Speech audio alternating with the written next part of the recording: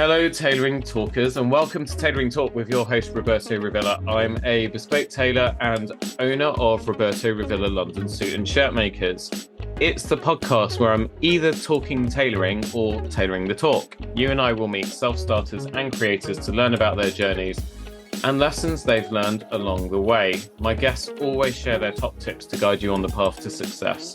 Please support the show by subscribing, and it helps so much if you take a few seconds to rate and review my show. Today's guest is a brand architect, co-host of the podcast The Subtle Art of Not Yelling, and owner of BrandThrive, where brands go to find their identity. He is on a mission to help save wandering brands from wandering into the abyss by using the BrandBox Framework of story, strategy, and design. Tailoring Talkers, please join me in welcoming Miles Hanson to the Tailoring Talk Show. Miles, how are you? Good, Roberto. Thanks for that intro. It's always weird to hear about yourself like that. I'm doing really well. Thanks for having me. That's actually a new introduction. So after, by the time this goes out, like 90 odd episodes, like the previous introduction, I just had it off by heart. Like I walked my dogs down the street and I was like, welcome to the Tailoring Talk Show with your host, Roberto Rivera. And I could do it off by heart. And I've just changed it. So this is a exclusive. Cool. But as long as you think it flowed okay, then I think we might stick with it. I think it was great. It wasn't too long. It hit all the important contextual pieces. I think it was great. Yeah. I almost gave your name away at the start of the intro to you, but I managed to just hold back. But anyway, really excited to have you on. So you are a Texan in California right now. Yep. And I definitely have my Texas pride or whatever, but also I feel very much like I'm not a Texan because I'm from Austin, and Austin is the least Texas place. So yes, I'm from Texas, Austin, Texas, and then I lived in Colorado up in the mountains for a while, and then now I'm in California, and I'm trying to find out if I'm a beach guy. How's that working out? I see the appeal. I understand why so many people want to move here. The weather's incredible. It's definitely expensive, but there's a lot of cool people and things to do. Yeah, I want to get out to the West Coast one day. It's on my list of many places that I want to visit. But yeah, in the meantime, our perception of California is derived from shows like 911 and TV, basically. Yeah. Like every show and movie. Now that I moved out here, it's so weird because I didn't notice it before, but every movie and show is set in California, and now I can actually recognize certain aspects of that I didn't before. It's weird. Yeah, I bet. I had a conversation with Vinny Potestivo recently, who's a Manhattanite. And so we were swapping stories about movie locations and stuff. Because when you go to New York, it's like there's so many iconic locations and so on that you recognize from, so many movies. So marketing. So this is the thing I wanted to ask you first of all, because you talk about bro tactics and like bro marketing and having been a bro marketer or being a bro marketer. You describe yourself as a bro marketer turned ethical. So the first question is, what the hell is bro marketing? Yeah, bro marketing in sum is the kind of now thankfully outdated, cringy, forceful, very like hyper, I don't want to say hyper masculine because that's not necessarily true, but it typically is like the Grant Cardone style. It's in your face. It's super aggressive. It's loud. Yeah. It's scarcity, pain point focused. It kind of like you go through it. We've all experienced this. We go through a funnel or something, and we feel this like overwhelming sense of like, I need this. I have to have this. And then you purchase or you sign up for something. And then afterwards you feel completely deflated. Like, wait, what just happened? Did I just get like tricked and manipulated into doing this thing? And then that's something that I like. One of my first areas of practice in the professional world was around all these type of people, but I didn't know it at the time. At the time, I saw them as super successful online entrepreneurs that were making like millions doing copywriting and all this, and it was really cool Yeah. to me. And then years later, I realized really what was kind of happening. Yeah, so that's kind of bro marketing, and we've all experienced it, and luckily, it's more noticeable now to most Yeah. people. I get it now because it's so weird that you brought that up because only yesterday, I promise you. So I was on Instagram, as I am all the time. God, that is, I mean, that's a whole other conversation about that Yeah, black hole of despair. yeah, Um, exactly. but you know what pops up into my feed, right? Grant Cardone talking about a free training, only a few places left, sign up, etc. I'm going to show you how to. I don't know specifically it was this, so if he's ever listening to this, don't sue me. But you know the thing, right? Oh yeah, Miles, oh yeah, it's like, I'll show you how to go from zero to a multi-million dollar business, blah blah blah, in my free training, etc., etc., etc. And so I was like, I wasn't going to do it, but I was like, I'm just kind of curious about this as a kind of marketing thing. hmm So I clicked on the thing, and it takes you through this funnel, and then it's like, the course is free, but to get extra value, sign up for this for $69. So you kind of click hmm through that, and then it's like, then you can get like the super deluxe training coaching package, which is another $1,000, and blah blah blah. And by the time you get to the checkout, you're in for however much. Right. So You're you kind of broke. feel, yeah, so you kind of feeling like a guppy or something, some type of fish anyway, that's just got Right. caught on a hook, and then that's it. You're doomed, right? You're flailing around on the boat, and your money's flying out of your wallet left, right, and center. Then the Yep. other thing that I did is I went underneath the post because he's got apparently like hundreds of thousands of followers, right? hmm And so I was just interested in the engagement and what the engagement was like on that. And the feed of comments was like a cesspit or like a sewer, Mm. of people who, now actually that's not fair, because these, I think a lot of these were people who had obviously signed up to this kind of thing before hmm and felt cheated, right? Right. So all the comments were like, don't do it. It's a Mm. waste of money. You're not going to get what he's advertising. He's a snake oil salesman, etc., etc. I mean, it was just full of that. Wow. Um, so yeah, so I guess I don't know what the point of telling it. No, it was weird that you brought that up because I Yeah. experienced a live example of that yesterday. So yeah, Yeah, I'm surprised that he's still doing that and that that's still a thing. It's still kind of, I guess, like the Wild West, where people can kind of get away with really mediocre, bloated, overpromised products, and because they have huge followings and have this big status, and there's a lot of like power and celebrity influence, they get away with it. yeah, I don't think it's going to last that much longer. And luckily, people are able to kind of sniff that out yeah, better. But yeah, it's this ascension model. It's like, I'm going to start by giving you something for free. Um, and people are so onto this. There was a really big phase of like webinars where you were signing up for like this live webinar that wasn't actually live. There's one in an hour, there's one in 2 hours.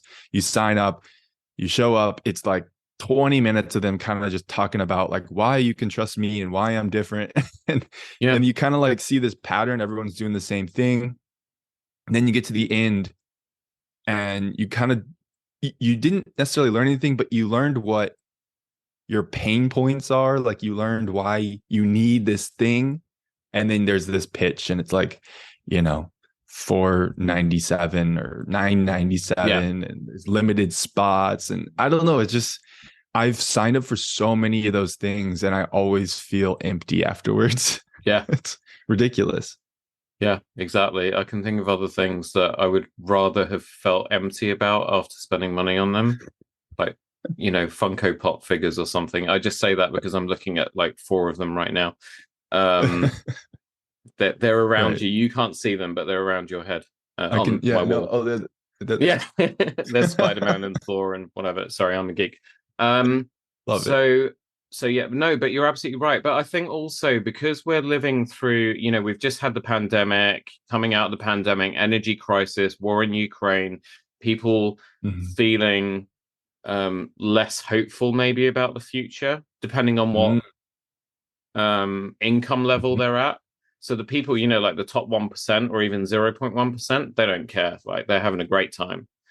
Most of them are actually increasing their wealth or have increased their wealth, two, three, four, five, tenfold over the course of the terrible stuff that we've been going through the last few years.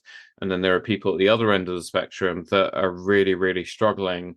And, when people are struggling, desperation can creep in. And then you almost feel like all of these marketers are preying on that desperation and just kind of wrenching the last few bucks out of these poor people's hands on a hope and a prayer. And I even saw is it Joe Rogan? Is he like the podcast? Is it Joe Rogan or Yeah. no? Who's the other guy? No, no, no, not Joe Rogan. Tony. Who's the guy that gets Robbins? Tony Robbins? Yeah, Yeah. he's there was a video floating around of him with his wife sat on a sofa, um and they're basically telling you that they are going to be hosting this weekend like a free seminar course online and show you how to blah blah blah, but it was pretty much exactly the same Mhm. format as Grant Cardone and all these other people as well. And I was like, oh Yeah. my God, because I've never actually listened or read any of his stuff. Right. Some of my listeners right now will probably be turning their noses up at their iPods. Or does anyone use iPods anymore? iPhones, whatever, in disgust. But I haven't. I'm busy, and I like talking to real people like this young man here. Um, but yeah, I was like, but from what I know about him, it was the kind of last thing I'd expect him to be doing. But it just seems that there's this huge rush into the marketplace of people, going on this kind of whole kind of coaching sort of deal. Yeah. Um, but anyway, so let's forget about marketing for a second because that's it. I've fallen into that trap, right? So Yeah. I've got you here as a brand expert, and I've fallen into the trap of talking about marketing. So It's important, um, important context for sure. it is, but why do people get so confused with the two concepts? And do you have a method of actually um, explaining the difference between them in a way that ensures Yeah. idiots like me don't ever get confused ever again? Yeah. Yeah.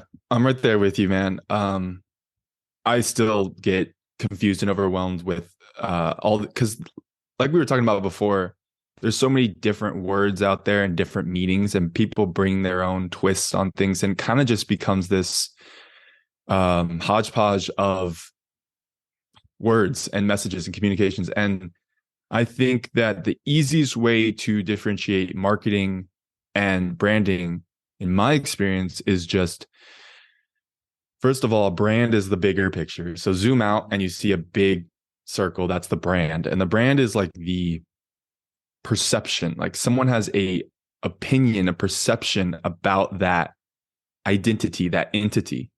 And the best the comparison is just a person.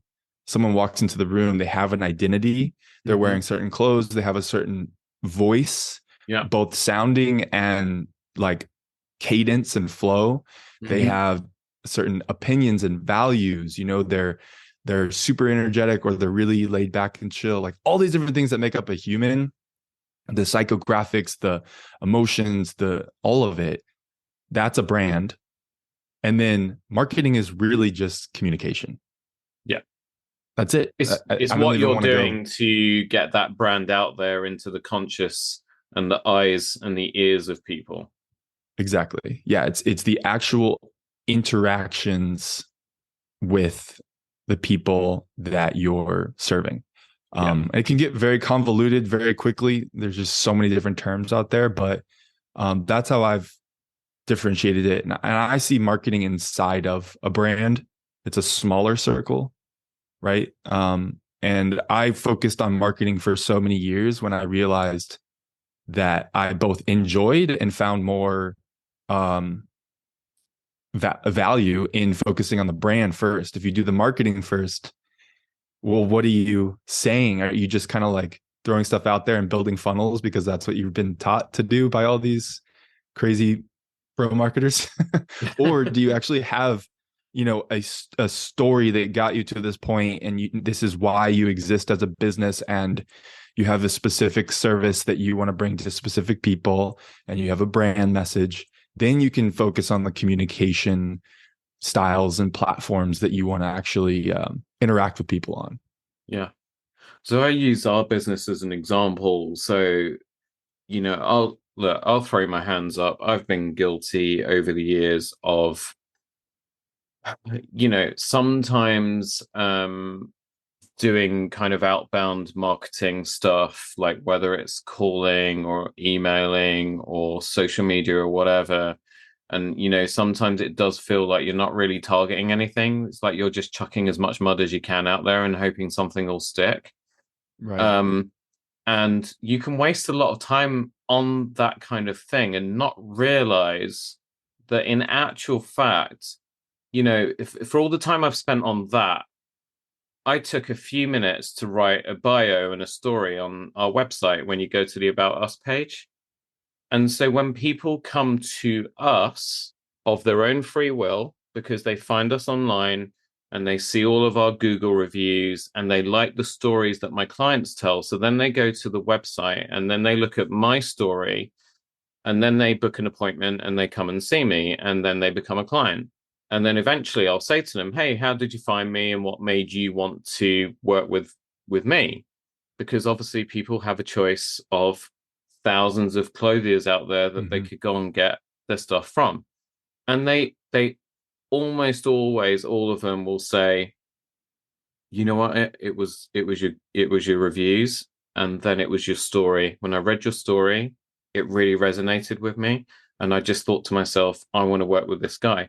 The greatest example of that is last year, we had our best year ever. And some of the new clients that we brought on were from your good country. Mm-hmm. So I had someone who flew all the way from Florida to see me. I had someone who flew all the way from Missouri to see me. Wow. The biggest one was I had someone fly all the way from LA to see me, to get measured up. And I said to him, so when he first called me, he was like, I'm coming to London and I'm booking flights and I want to see you. Okay, where are you from? I'm from LA. Okay, yeah, whatever. This is a wind up. Please don't call this number again. He calls again, or messages me again. This is genuine. I'm from LA. I want to come and see you. I'm just like, what? Like, I mean, seriously? I mean, come on. Like this is getting kind of freaky now. Just stop it. He again. So in the end, I was like, okay, let me take this guy's phone. So I like pick up the phone. It's like, hi. And he said, yeah. He said, look, I've had tailors out here. I've never been that happy. My wife did a load of research online and she found you and she saw your story and she turned around to me and she said, this is your guy. We need someone that you can trust, and this is your guy. And so he flew, I don't know how far it is from London to LA, what, like 6,500 miles or something? He flew he flew all the way out here to see me. Wow. And then he flew back. And then when everything was ready, he flew back again to have his fitting. And then when it was all ready, I shipped it out. But it was down to the story. Again, it's the same thing. So I kind of realized with what you were explaining there that if we actually kind of stop for a second, and rather than just trying to be busy doing all of this activity and throwing it out there, maybe there is something to actually kind of just slowing down, taking a breath, and actually working out what it is that's attracting people to you in the first place. And if it is something as simple as, well, people love your story, then maybe you should focus on honing that.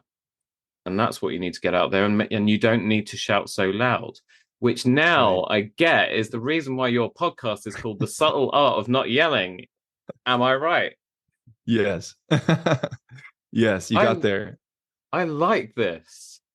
Okay, Yeah, it's brilliant. kind of fun. It's not super obvious, which it at first was like, oh no, it's too convoluted and too long of a podcast title. But actually, when people get it, it really clicks, which is kind of fun.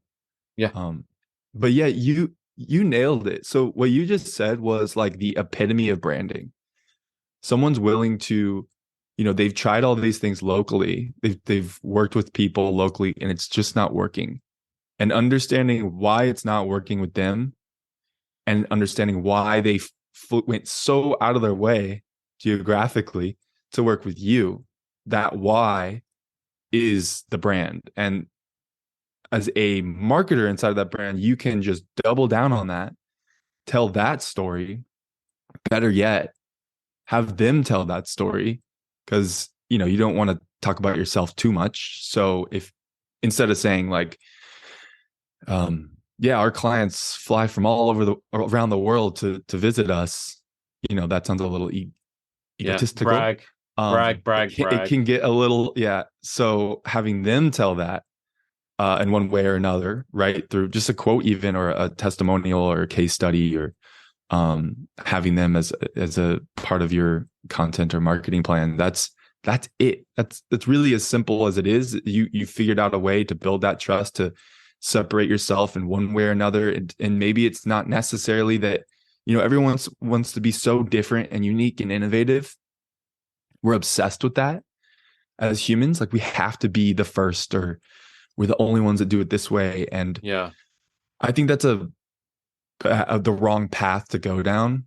You might as well just find out the subtleties of who you are as a person. Don't reinvent the wheel necessarily. Just keep it really, really simple. And oftentimes you'll solve problems a lot better for more people if you just keep it simple. yeah, And you said a few things. You said trust. She said that you need someone you can trust. So understanding why and how they would trust you, and doubling down on that, when it comes to like the copy on your website and your marketing, your brand message, all that, that's it. That's a perfect case study. I love that. yeah. Thank you. I feel proud as well, like a student that got all the answers right. Everybody else behind me in the classroom is really pissed at me. Um, so we've got the first part because you have the BrandBox framework. Now you're really into your boxes because there's Oh another yeah. box that we need to talk about as well. Right. But let's go with BrandBox framework because I mentioned it in the Perfect. intro. So so we've got the first because there's three parts to that. So we've got the first one we've given a live example, which is the Right. story, and then the other two parts are strategy and design. Yep. Walk me through that. Perfect. Yeah, I love boxes. I'll tell you why later. So we just covered My story. cats love boxes. Yeah. Yeah. Are you are Well, you are there you you a go. cat person? I don't like that question. I'm an animal person. Yeah, me too. Me I too. don't like the I forget, if a cat walks in, I'll fall in love with it. If a dog walks in, I'll fall in love with it. Even if they don't fall in love with me, right? Like, the cat's not going to fall in love with me right away, which is kind of part of the appeal for some people. Yeah. um anyway, I digress. Anyway, look, when you make it over to the UK, you can come stay with us. We've got two cats, two dogs. By then, we'll probably have Oh, rescued a few more. So, there you you'll go. have fun. Perfect. I love it. Yeah. um yeah, so strategy is kind of that next step, and I've chosen to do it in that particular order as much Mm, as possible, because it's kind of like Simon Sinek, like, start with why. The core of the business that you want to try to figure out first and understand yeah. and kind of put onto paper is the story, the words, the message, the heartbeat, really, of the brand. And then next, you kind of want to have a plan. Like, you don't want to wander too much. Some wandering is okay, but at the end of the day, you have to kind of figure out what path you're on. So having a North Star, the strategy is, like, where are you going to fit into the marketplace? Yeah. If there is one, typically there's plenty of competitors out there, doing some research on them to see what they're doing, how you can differentiate and stand out a little bit, and the plan on how you're going to make that happen with your brand. Like, who do you want your brand to become as that kind of person, that personality in a year, 3 years, 5 years, so that you're, you, and if you have a team, like everyone on your team is on the same page, everyone knows where they're going, and you can like check back in to make sure you're not wandering. That's really all strategy is. It's pretty simple. Yeah. But a lot of people don't take the time to think about that strategically. Or even, I think actually doing it that way around, funny enough, now that we've talked about it, makes more sense. Because I think very often, and again, I use myself as an example, like we've been really guilty of going for strategy first. So we need to do this. We need to be on Instagram, Twitter, Facebook, LinkedIn, blah, blah, blah. We need to put something out in these magazines, and we need to be, maybe doing some, outreach via the phone and email and so on. And so you're like, okay, so we're going to do all these things. What are we going to say? Right. And then the scattergun approach just continues and it snowballs until, again, you're just doing this mass activity, but you find yourself in this situation where 80 to 90% of what you're doing is only actually giving you 10% of your results. Exactly. Whereas when you get the story first and then start to build the strategy, suddenly you realize, so, a brand story or a company story or the owners of a business, their story, the messaging in that might lead to, so again, can I use myself as an example again? Please. Yeah. Right. Okay. So trust is something that is very, very important, especially to, successful entrepreneurs and high net worth individuals and so on, because they are a target for people taking advantage of them, because people think, oh, they've got so much money that, if they lose a few thousand here and there, no one's going to care. And I don't work that way. To be honest, actually, most of my clients, I rarely know what they actually do because I don't care. I'm interested in taking care of the individual. I'm not really bothered about how much money they earn and so on. And so when you take that aspect of our story, and what people love about doing business with us, that means that our target market, if you like, that we want to be going for is people who that is important to, not price. It's trust, quality, reliability, customer service, and so on. And then that guides our strategy, because then they're not on every single platform. People who are at that level of success aren't generally on places like Twitter and TikTok and so on. They're generally, maybe they're on Instagram from a personal point of view because they'll share stuff from their personal lives, and usually it's quite a closed network, but they're mostly on LinkedIn as an example. So that then, as part of a strategy, I guess for us, would then kind of narrow down and hone where we're sort of going. Is that right? Yeah, you nailed it. Yeah. Yeah. The target audience and all the other different words people want to use, Niche is niche the most popular one right now. Exactly. Yeah, that part of it is like probably one of the biggest, most important parts. People don't truly understand their people. And if you don't understand your people, then you're not going to understand what resonates with them and how they communicate, and you're not going to be able to make that connection. So throughout the story aspect of this and the strategy aspect of this, there's a big people component where you're really examining like the makeup of who your people are and how to communicate with them. So absolutely, like LinkedIn, using LinkedIn to communicate with your people is a part of your strategy that's really important to get down, because especially nowadays, I feel like everyone's just seeing success from other people on TikTok and YouTube and all the other platforms, and then the Yeah. platform that's going to be here next week that no one knows about. Like it's just always, it's ever changing, and you can't be on all of them. I mean, not effectively anyway. So figuring out what's going to be the kind of biggest bang for your buck, that 80/20, to find your people and communicate with them.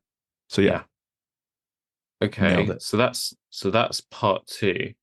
And then the last Yep. bit is design. Design. Yeah. This is my favorite part.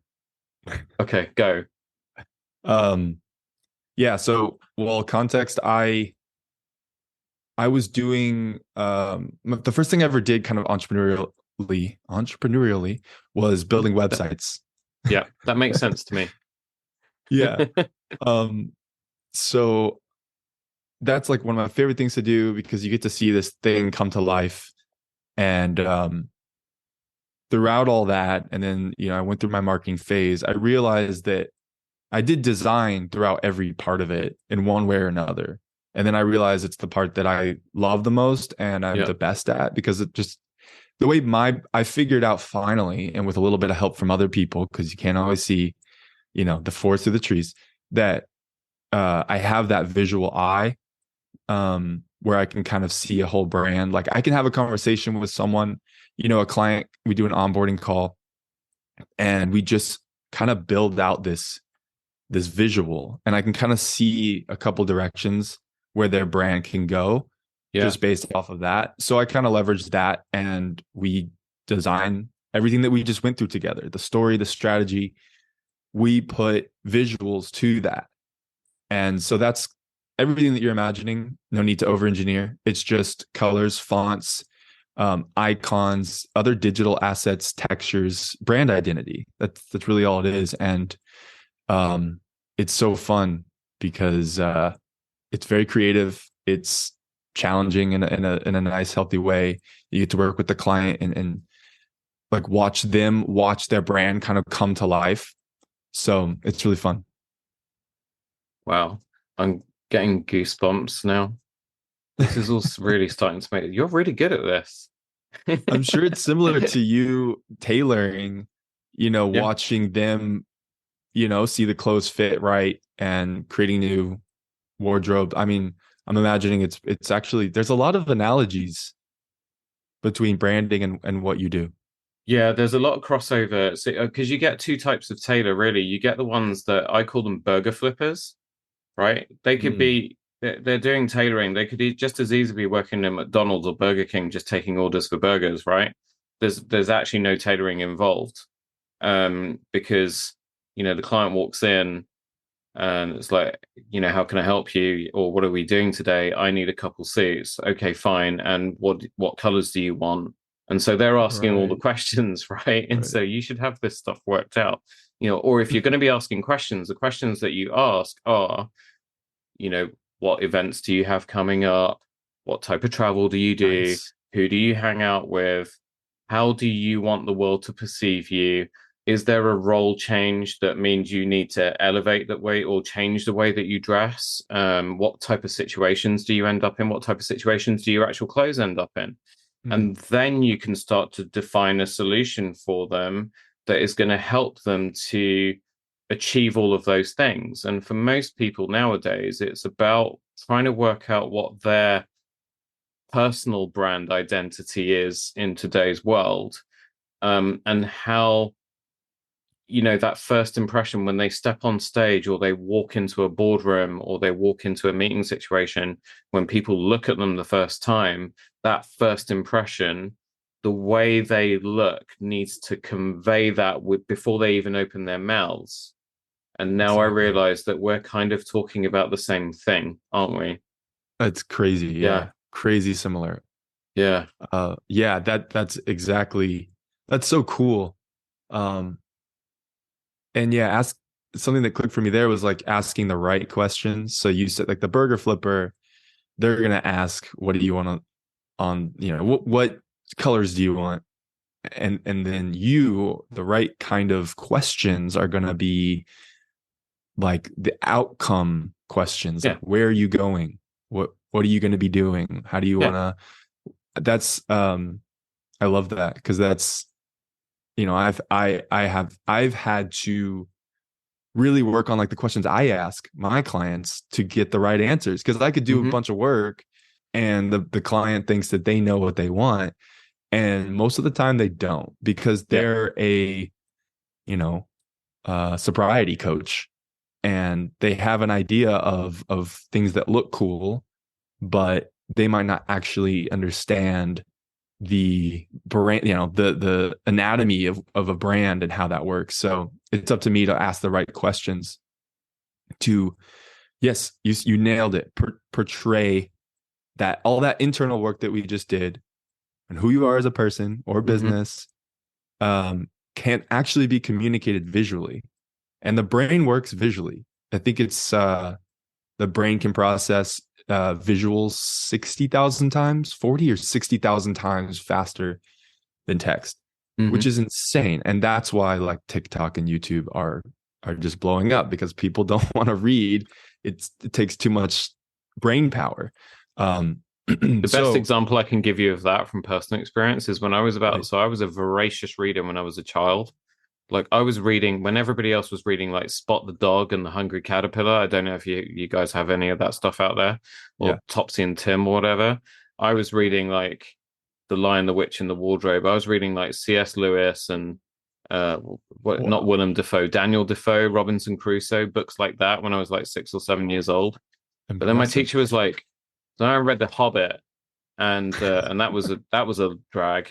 And then my teacher was like, "Hey," and she presented me with The Lord of the Rings. Now I'm about 8, 9 years old at the time. So she presents me with Lord of the Rings, and she says, I think you'd really love this. It's quite a heavy read, and it will take you a little while, but I think you'll really love this. And I took one look at it. I kind of thumbed through the pages, and I was like, "No, miss, I'm sure they're going to turn this into a movie one day. I'll just wait till that happens."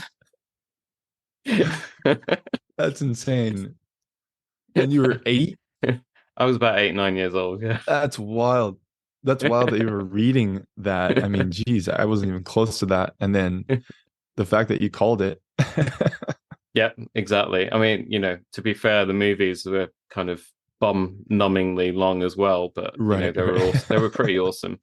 But it illustrates the point in a weird, very roundabout way of what you Sure. say, that yeah, short form visual content is what I mean, most of the world is after. It's the content that is most consumed now over and above print media, and long form. I mean, you look at the reason why subscription services and all of the studios are now spinning out their own subscription services. So Mhm. we started off with like Netflix and Amazon Prime, and now we've got Disney Plus and Apple TV Plus and Paramount Plus and Lionsgate now have got their own thing, and Hulu and Yeah. Star Play and all of this other Yeah. stuff. It's crazy, but the reason, but then people are lapping that stuff up because my wife and I are the same. In the evenings we're tired, and she's like, "Shall we watch a movie?" And I'm like, uh, "I don't have the attention span for like an hour and 45 minutes, 2 hours.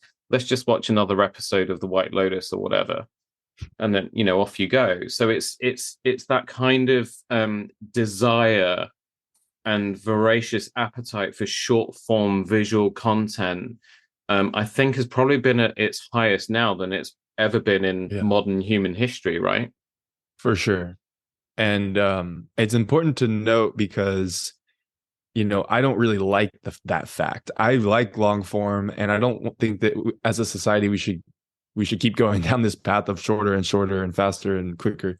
I love podcasts for that reason. I'll sit with a Lex Friedman podcast for 4 hours, no problem.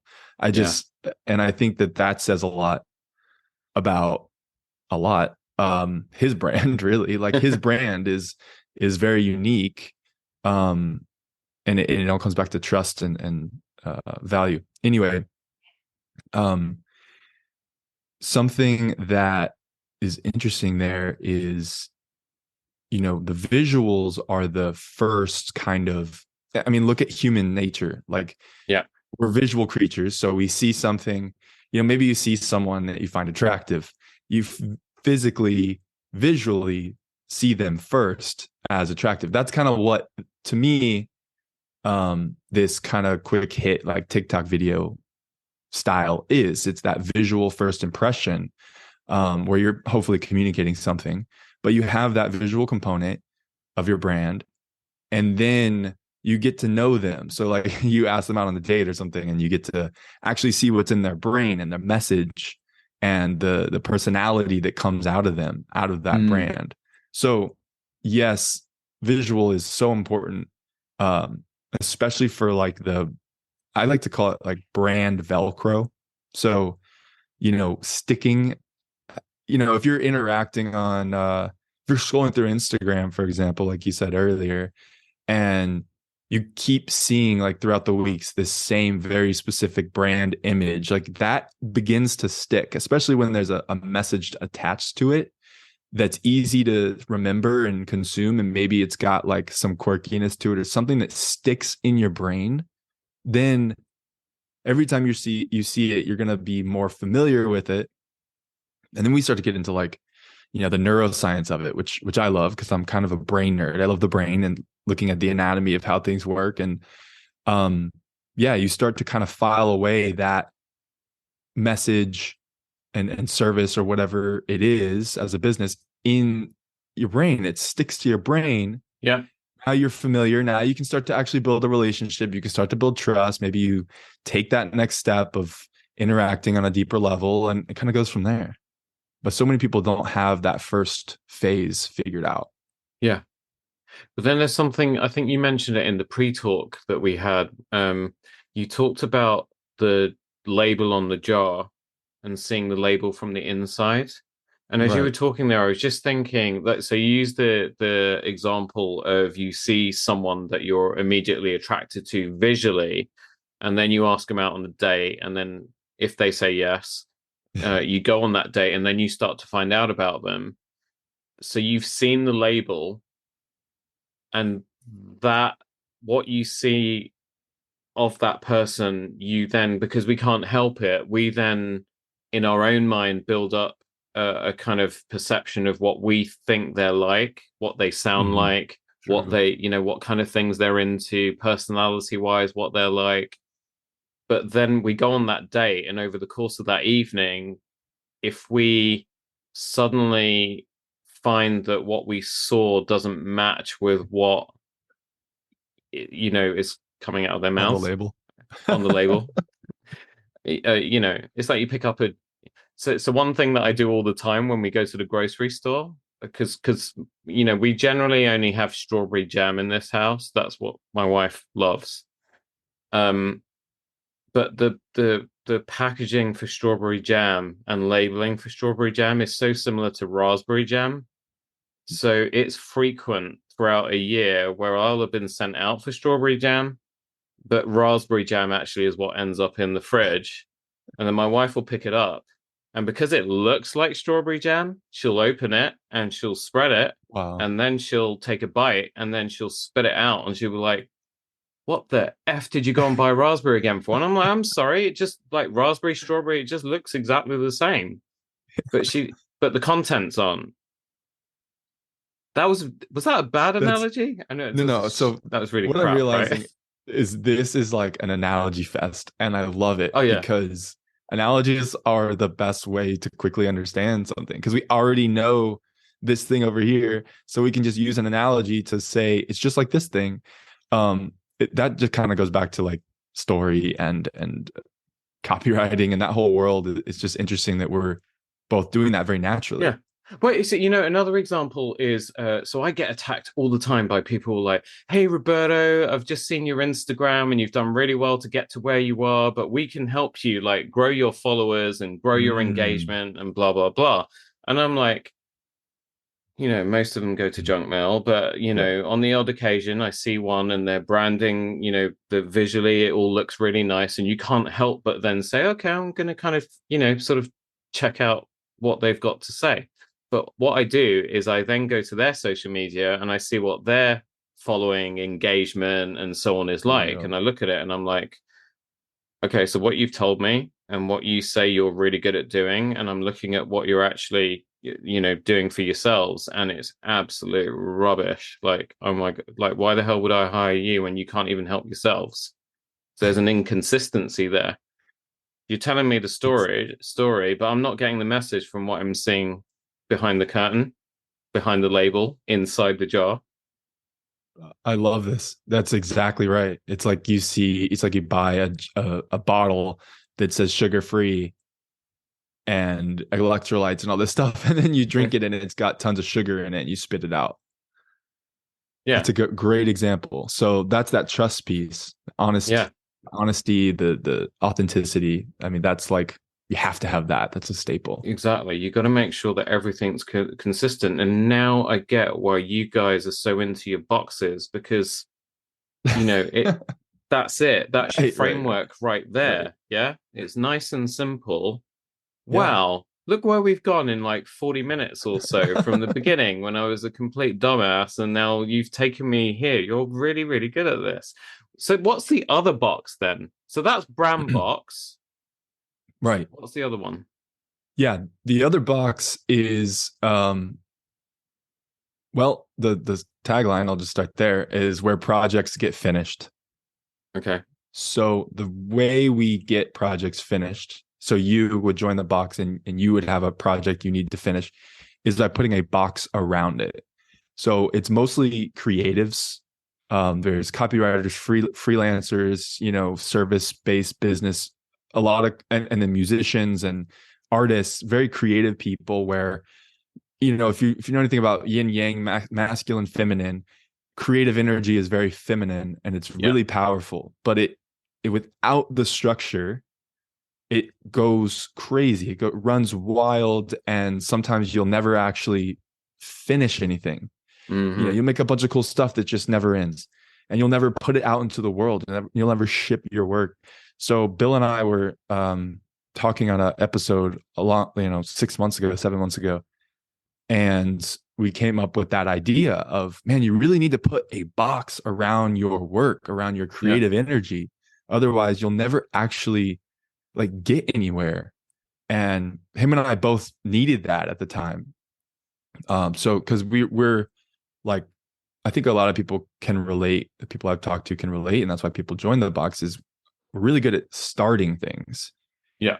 coming up with ideas, having these creative, cool ideas, and then they just get kind of lost in the mix. We have too many things on our plate. We never actually finish anything. So Yeah. the box was built to put a container around that energy and bring it to the finish line, and then pick another project, put it in the box, and continue finishing things. And it's a really good feeling when you start to finish stuff and seeing results and putting it out into the world. Yeah. So the box is something you and Bill have come up with to help creators to to finish what they start. That's it. Yeah. It's actually so trivial and simple, but I mean, I think the best things Yeah, but I mean, it's in hugely life are. powerful. I mean, come on, the amount of times clients have asked me, you were talking about that you were going to be doing sneakers at some point. How's that going? Are they available now? And I'm like, well, I started, and then we had some initial designs, and then I was meant to go and do this and this, and needed to do that, but then I got distracted with something else, and blah blah blah, and here we are 18 months later, and that project is still hanging in Right. midair, along with another 5 or 6 that I've got on the go. So I'm probably a really good candidate for the box. I've just realized. Yeah, we call that the runway, where you have a bunch of stalled planes on the runway, so you can't actually Yeah. take off. Yes. And so you need to first clear the runway. So it's so fun because we have this wall of finished where I wanted to have these things living as you finish them. So when you finish a project, maybe it takes a week, maybe it takes a month, um, it actually ends up on the wall of finished forever. So you get to Yeah. see that. And so, yeah, you come in, you figure out like what's on your runway, what are all these projects that have been lingering and kind of just sucking your energy, or maybe you have like shame because you haven't actually touched that one project in months, but you said you would. So you clear the runway and then you pick your first project and you create the box. So what does it actually look like to finish? What constraints do you need to create for yourself? Are you going to work on it only during our co-working sessions? We have 2 hour-and-a-half co-working sessions a week where you literally say what you're going to work on and do that. And it flies by because everyone just gets into a flow state. And so you create that box, and then, what are you going to reward yourself with when you finish? Kind of that, feedback loop. And yeah, people are finishing stuff, and I'm finishing so much. Like, it's for Bill and I, first and foremost. We made it for ourselves, and we obviously want more people to join. So it's been really fun. And the box, obviously the box theme has branched outside of that. And I just love how simple it is. Like, anyone can wrap their mind around a box because it's just this box. Yeah. And it has limits. So BrandBox is really just what you need. It's not anything else. It's not this ongoing project. It is just what you need to create a thriving brand that's not wandering, and that's it. Yeah, I love that. It's kind of like, I'm conscious of time for you. That's almost like a perfect place to kind of finish. If cool. People want to reach out to you, where's the best place to find you? Because obviously, you have obviously your company website is BrandThrive.co. I'm also going to make sure I've got the link to the podcast in the show notes as well. But where else can people reach out to you? So BrandThrive is the best place because it has all the different avenues. The podcast is on there, everything. So, but other than that, right now, my platform of choice is Instagram. But I am viciously reworking that with some people to figure out what the best place to be is, because I think Instagram's kind of dying personally, and it's not super. I don't really like the way the direction it's heading, but that is the place right now where you can connect most with me. Awesome. Yeah, I'll make sure I do that as well. And then you can laugh at my inconsistent brand feed. Right. Miles, have you had fun? Yeah, this has been great, man. I really appreciate you doing this podcast. I love when people start podcasts. A lot of people have podcasts nowadays, but you can tell the people that are doing it for real, and you're definitely one of those. So I'm happy to have come on here with you. It's been great. Oh, thank you so much. I don't know if you get this as well, you and Bill get this, but I'll get like some of my friends or family, or even some of my clients that maybe don't listen to it. But it's like I know I can't see on Friday afternoon because I got podcast recordings. Oh, you're still doing that? You know what I mean? That's it's like awesome.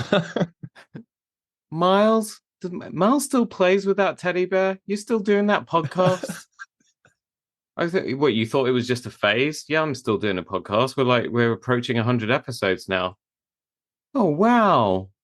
Good for you. I almost want to say that in Jennifer Coolidge's voice. Yeah.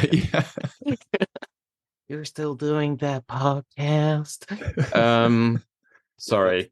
No, that's such a good point. That's really good feedback, I feel like, because it kind of stokes your fire. And the podcast world, or just creating anything consistently, and there's a lot that goes into a podcast, is such a testament to your consistency and your belief in yourself and what you're doing. And it's going to be challenged throughout the way. So yeah, good for you. I'm happy you're still doing it. Well, thank you. But why would I stop doing it when I get to meet amazing people like you? 100%. That is, you nailed it. Exactly. And I am going to be religiously listening to you and Bill, and I recommend you lot do the same. So thank you all. Thank you again, Miles, and thank you all so much for joining Miles and I today. If you know someone who could benefit from the things that we discussed, hit the share button to send this podcast on to them. You can find us on Instagram at Tailoring Talk Podcast for regular updates on new episodes. And you know I love feedback, so email me at tailoringtalkpodcast@gmail.com, and also check us out on YouTube. If you'd like to support the show, you can buy me a coffee at buymeacoffee.com/Roberto Revilla. Have a great week. Be good to each other, and I'll see you Tailoring Talkers on the next one.